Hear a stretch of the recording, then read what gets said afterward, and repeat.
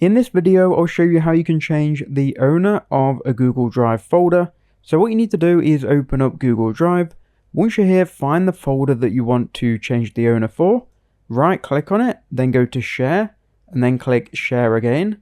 From here, you need to go ahead and invite that person. So enter in their email. Once you've done that, make sure you add them as an editor and then click on send. They'll then receive an email asking them to join or open the folder. So they need to click on it and then click open and accept. Once they've joined the folder, you can go back to right click on the folder, click on share and then share again, and you would then see them as an editor.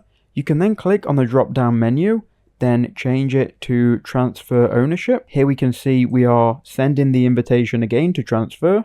Now once again, they're going to get another email asking them if they want to be an owner. They can then accept that email. And now when we refresh again, you can see we are now not an owner. So if we go to right click and then go to share and then share again, you can see the owner has now changed, and the owner could then delete us if they wanted to, or we could remove access from it ourselves.